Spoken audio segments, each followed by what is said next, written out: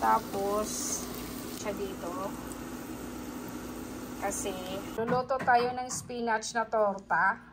2 itlog at saka isang balot na spinach. This is spinach or horenzo in Japanese. Hinugasan ko and then binalot ko siya ng sarang wrap kasi iba-blanch ko siya sa microwave. So, wala kayong microwave, iba-blanch nyo siya ng mga ilang segundo lang sa mainit na tubig. Nasa microwave na siya and then iba-blanch ko lang siya ng... Habang binablanch, magbati tayo ng itlog ni Manoy. 2 itlog ang gagamitin ko. Pero yung itlog tanggalan ko ng pusod. Yung pusod ay ito.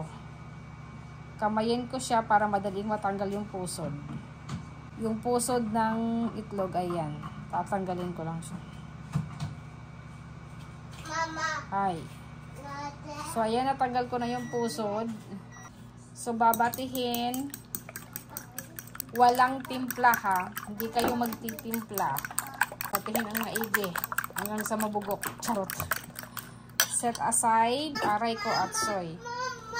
Ka-blanch na siya. So hugasan ko siya ng konting tubig kasi mainit.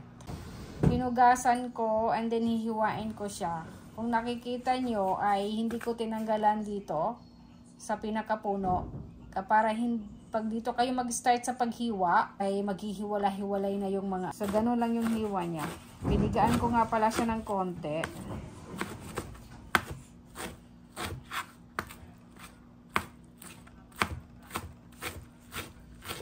Kahit anong dahon, maghiwa kayo sa simula sa pinakadulo niya.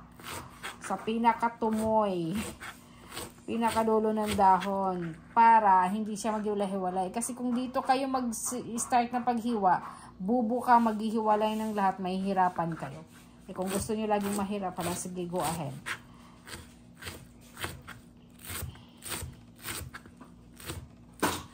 Ganyan. Ayaw ko na isali yung pinakadulo. Salagay ko siya dito sa may itlog. Ang gagawin ko dyan ay lalagay ko sa dyan. Hindi ako maglalagay ng, kung gusto niyo maglagay ng harina, maglagay kayo or cornstarch. Ako hindi na. So, hahaluin ko lang yan. Hahaluin ko lang siya ng maigi. Walang timpla ito ha. Mamaya na tayo magtimpla pag naluto na. Painit na ako ng mantika. Lagay na natin yung ating spinach. Yung egg. Lalagay natin yung ating spinach. I-scattered lang. Pag-iwalay natin yan. Pag tutupi ko lang siya. Tupi lang siya. Nasa sa inyo kung anong gusto nyo. Kasi ayaw ko siyang inisa-isa. Gusto ko yung buo kasi matrabaho pag yung isa-isa. Diba? Pag isa-isa kasi matrabaho na. Kaya talisik-talisikan nyo lang yan ng mantika sa bawat gilid-gilid niya para magkabalance yung luto. Parang ganun ba? Tiktad ko na nga pala siya. Ginamitan ko ng 2 kamay.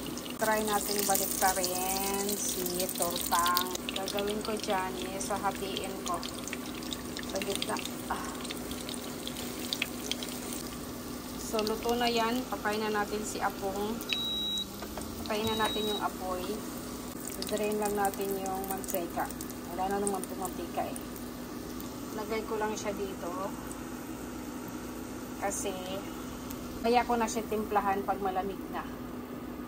Ayan. So, set aside ko muna yan. Pwede yung kainin agad, timplahan agad yung mamaya na. Hiwa-hiwain ko pa yan. Kasi nga, lagay ko yan siya dito. Alam nyo kung bakit ko to ginawa. Mag-i-start na ng ubento bukas. Ginawa ko pala ito linggo ng gabi. Ng September 3. Kasi mag-i-start na yung mga baon ng mga bata bukas sa school. Hi! Tapos may nagtatawag pa sa yung mama. Kung nandito kayo sa Japan, mas maganda itong ganitong tuyo. Ang sausawan eh. So, tuyo lang. Ilagay ko yan sa iba. Masyadong marami. Siguro mga 1 tablespoon.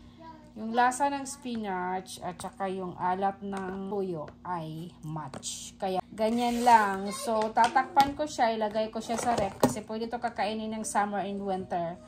Masarap din ka to sa winter pag mainit. And then pag summer naman, masarap siya pag malamig. So summer, mainit. Malamig pala. Lalagay ko siya sa rep. So ganyan na yung torta natin.